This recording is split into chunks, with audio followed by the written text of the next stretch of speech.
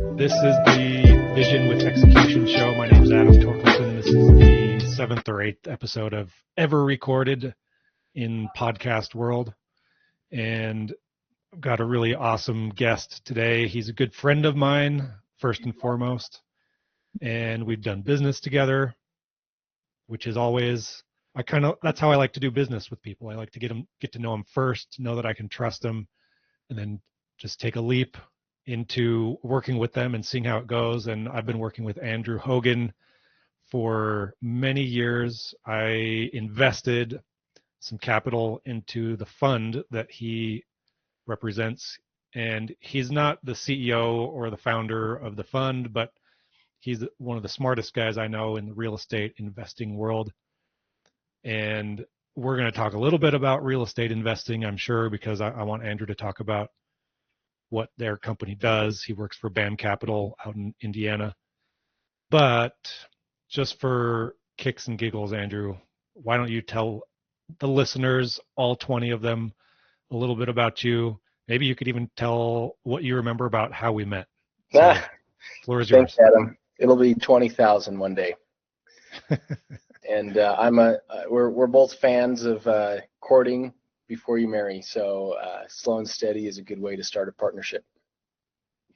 For sure. A little bit about myself and how we met. I think we connected. So we're both from Utah, but we must have connected originally on LinkedIn. And I think it was, 6 to 9 months or so from when we first started interacting until, you had some capital ready to deploy and found an opportunity. And then we met in person a few times when I was out in Utah. So it was a great way to start the partnership. A little bit about myself, born and raised in Utah, lived in Latin America for about 5 years, studied at Brigham Young University, did track and field there. It was a huge part of my upbringing and who I am today. And found my way in the real estate world, working for different companies until I came across, I was studying the top multifamily apartment operators in the U.S. And it'd been fun working and living abroad in Latin America. After my 2-year LDS mission, I decided to work there as well with my wife and told her, hey, there's this opportunity in Indiana. First, let's find a map, because we'd been in I grew up in Utah my whole life. And it's been a fun ride. So that's a little bit about myself. Married for coming on over 8 years now, and have 3 beautiful daughters. Those are going to be my very next 2 questions. So let's go back to BYU for a second. My very last guest that I interviewed yesterday was Dr. Bobby Lowe. I don't know if you remember that name from your days there, but he's an incredible guy. And I was editing and publishing his episode right before I jumped on to record yours, actually. That's funny.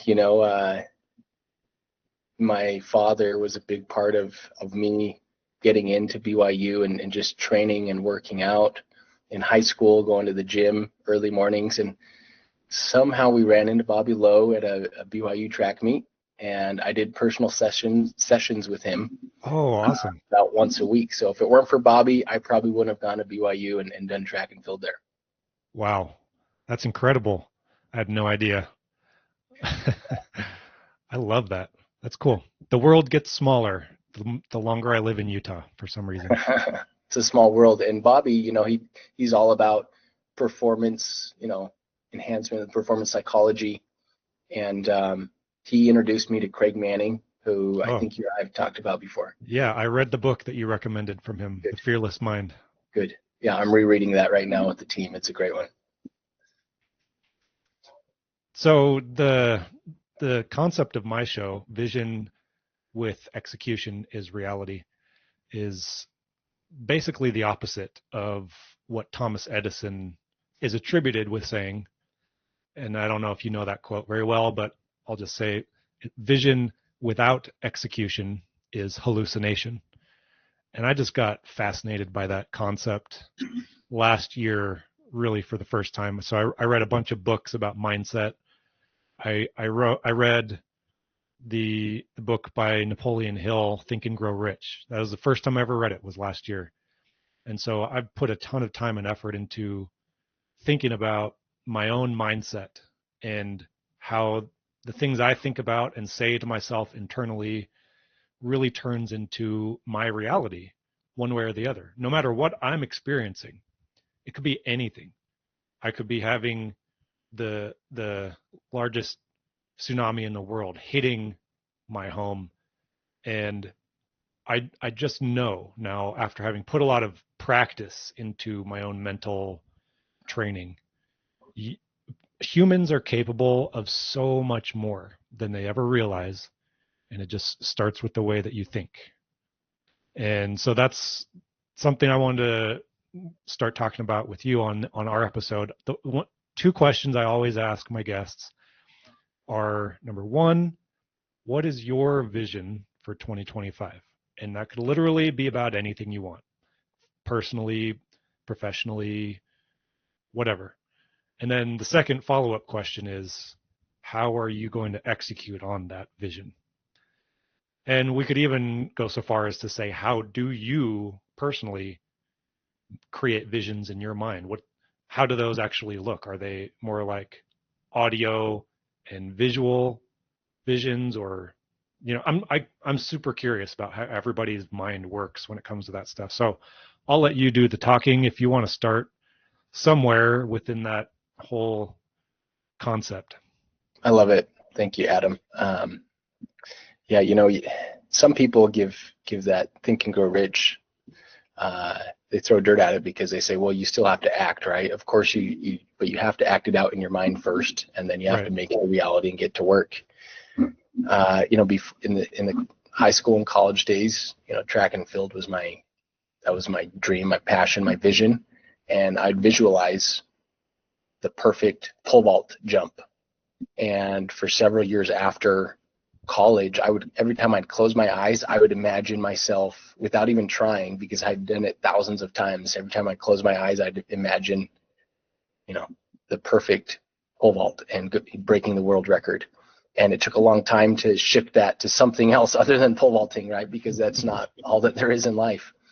And just recently, I went back to having a vision board and printing things out, getting the old school thumbtacks and printing off what I want, some of the things that I want to achieve in 2025, because I think there's real power in that, in looking at something and visualizing yourself achieving that and making it a reality. The law of attraction is real, and what you think about, you bring about. Awesome. I love that saying, what you think about, you bring about. That has to have been from a book somewhere. No, that's a full Andrew Hogan. No, credit to whoever said that first. Wasn't me. But I shared a doc with you, and you probably saw some of my different goals there. Spiritual, family, marriage, physical goals, financial and career goals, and some other. I'm curious if you want to talk about anything in particular.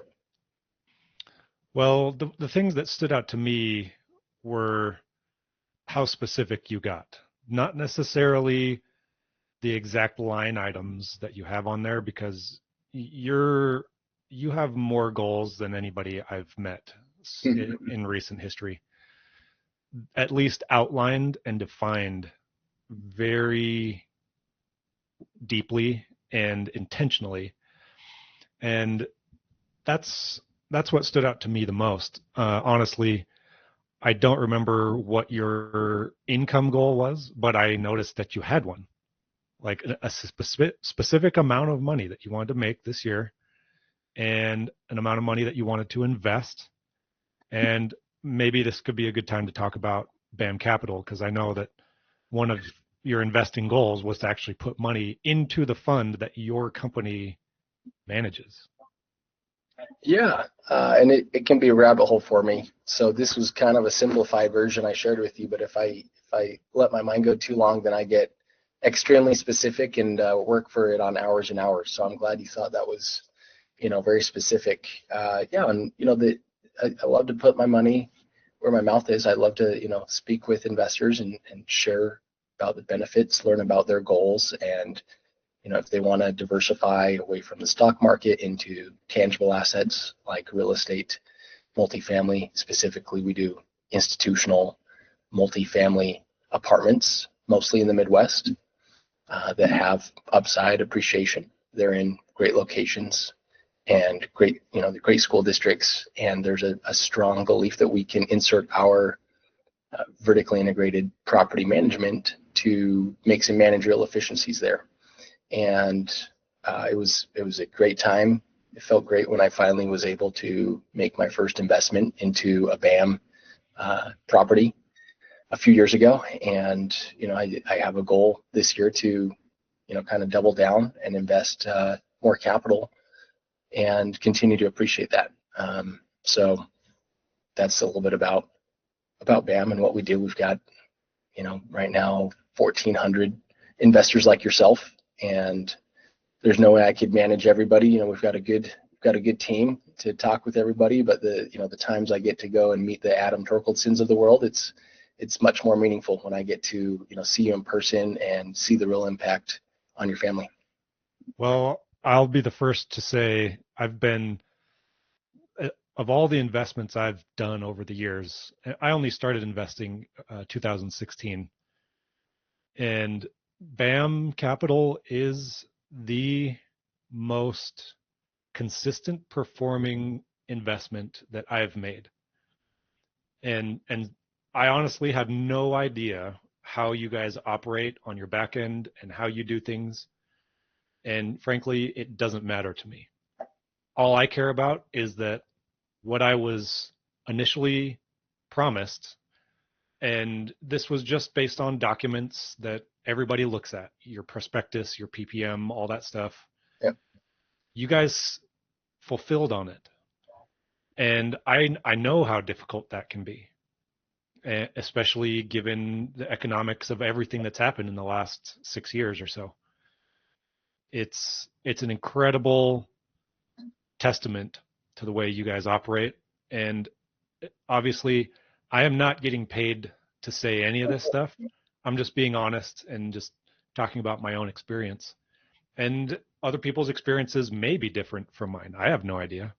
But all I can do is look at my own experiences and make judgments based on that. And so I recommend BAM to all of my friends who want to get into real estate. So thanks for allowing me to come on that ride with you. Now, one of the visions that you have for yourself is in your physical fitness. And that's something that always stands out to me with anybody I talk to. I personally work out every single day.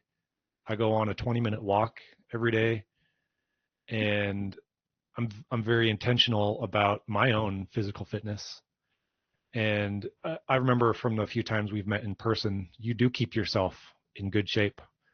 And being a former athlete definitely has an impact on your ability to do that and know how to push yourself and when and how and in which direction you want to go, what goals you want to set, whether it's a specific weight that you want to weigh or a body weight percentage.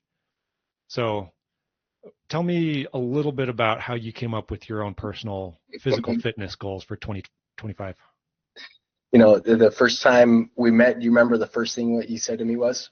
You're shorter than I thought you'd be. I said, I'll take that as a compliment, I guess. It's a good headshot. But yeah, I'm 5'10". I maintained 160 pounds for all 4 years in college, and I was getting a lot stronger every year. So it was good lean muscle, and I just couldn't put on weight even if I tried. I didn't really want to back then, because I wanted to, have that lean, fast twitch muscle fiber to jump as high as possible. And somehow in the last few years, I went up to 180 pounds, like 20 pounds more than what I was stuck at forever, right? And I know it's not all muscle. So I have gotten, I have worked on some strength, but I know that there's fat, and I did a body scan test, and I said, hey, I want I want to maintain 180 now or below. If I can build muscle while losing weight, that's even better. But there was a cool, it's called the eVolt scan, and it tells you specific areas of your body and what that body fat percentage was. I think at one point at BYU, I was like 4 or 5% body fat. It said dangerously low. Please consult your physician for how low your body fat is, right? Dang. And so yeah, I wanted to decrease, what my current body fat is percentage down by 5%, which I think is very, very doable. I think, it could be more, but I wanted something very attainable that I could look back and be proud of still. And specifically in that torso, torso fat mass. And there's really good workouts I've been doing the last few months, targeting, shredding the abs again and getting in good shape. So that was part of it. I know you're a fan of sauna. I texted you that video on saunas, and I'm not into cold plunges yet. Maybe one day I will be, but yeah, I think there's tremendous benefits in doing sauna. I'd love to do every day like you. I'm going to shoot for 3 times, and I've been doing it about 3 times a week so far. So I think that's very obtainable. And then continue to have some fast twitch fiber with plyometric workouts and not get too slow with the muscles. So those are just some of my physical goals. I put it in there. Have you heard of the Yuka app? Yuka? No. Basically, you scan the barcode of anything you're eating, and it gives you a score out of 100, and it tells you if it's too much saturated fat or if there are additives and harmful chemicals in there. It tells you what they are, and you can read up on them. And so it's been really cool. And it drives my wife crazy because I scan everything now, right? But I want to maintain 60 out of 100 plus in the foods I eat. And, like fruit and vegetables are going to be 100 out of 100. But you'd be surprised at how many things, just like common cereals and a lot of things you'd have no idea. They get very low scores on that app. So Yuka app. Have you ever tried it on Raisin Bran? I'm really curious. I have Raisin Bran every single day. I have tried it on cereals, not Raisin Bran. Yeah, I think Cheerios get lower than I thought. Some cereals I thought were healthy get pretty low scores. That's funny. Cheerios. That's like 2 ingredients. You think? Yeah. Plus chemicals. Plus chemicals. Yeah. Oh, that's cool. Yeah. So I had to switch up my diet in 24 as well, but mainly because I had really high cholesterol. Oh, that's right. So I had to really cut down on meats and dairy, and my cholesterol dropped 70 points in a year. Wow. So I'm in a much healthier range, and I lost a bunch of weight doing that. And food, what we take into our bodies is so critical to everything in our life. It's just the foundation of our brain power, our physical body power, our emotional stability. Our gut has an impact on our emotions. I could do episodes on each of those topics. There's really good books on the gut, and I had no idea that making gut reactions has to do with what you're eating and putting in your gut. Yeah, and all these really heavy athletes, just as an example. So if you're a lineman in the NFL, you weigh 350 plus, over 6 feet tall, you've got tons. You have to eat 10,000 calories a day just to maintain. And that by itself, just that volume of food makes it difficult to process.